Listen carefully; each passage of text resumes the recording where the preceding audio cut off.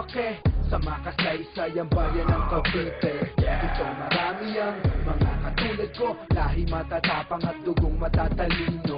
Ito istorya kung saan ako lumaki sa makasaysayang bayan ng Cavite. Dito marami ang mga katulad ko, lahi matatapang at dugong matatalino. Veneta, Cavite, dito ako sinilang, dito nagsimula pangarap ko na mapabilang. Mga kwentong sinilat ay maging alaman at makilala ang boses sa dayuhang palaban. Bagamat aking hamak na dukha at di mayaman, pero ang kasaysayan ay bakat na sa pangalan ko saan aking bandila ay unang tinaan at pinaglaban ng mga bayan hindi mapinda. Magsama-sama tayo magkakapit-kapit kamay, sariling wika na Tagalog ang gamit palabay, at ang gabay ko ay ang lapis na siyang gamit kong panulat sa kaprasong papel ang istorya pilit kong sinulat. Marami sa atin dito, tuluyan na kanino, gigisingin ko kayo sa aking mga bagong ulat. Nasugat ay nagilog, muli akong babangon. Cavite, Pilipinas, ito ang aking hamon. Ito istorya kung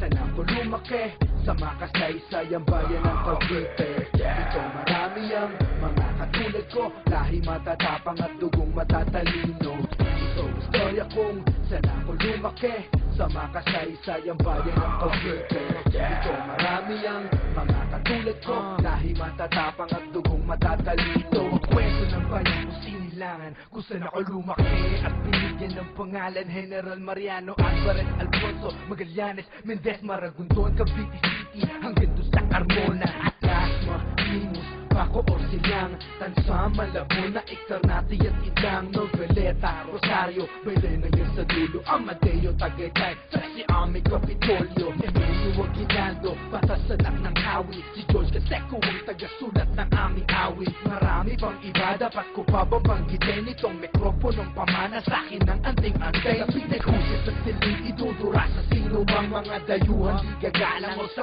amin man lamang. Hinapang ko ang kasaysayan, binulik at sinariwa. Sinula ko ng Tagalog, etong gamit kong panghiwa. Nagtatagos, binabato aking versikulo, para makilala di kailangan pa ng titulo. Eto ang panata para sa aking bayan, Cavite, lalagyan ko na tong bagong kasaysayan. Ito istorya kung saan ako lumaki sa makasaysayang bayan ng Cavite. Dito marami ang mga katulad ko, lahi matatapang at dugong matatalino. Ito istorya kung saan ako lumaki sa makasaysayang bayan ng Cavite. Dito marami ang mga katulad ko, lahi matatapang at dugong matatalino. Ito istorya kung saan ako lumaki sa makasaysayang bayan ng Cavite. Dito marami ang mga katulad ko, lahi matatapang at dugong matatalino.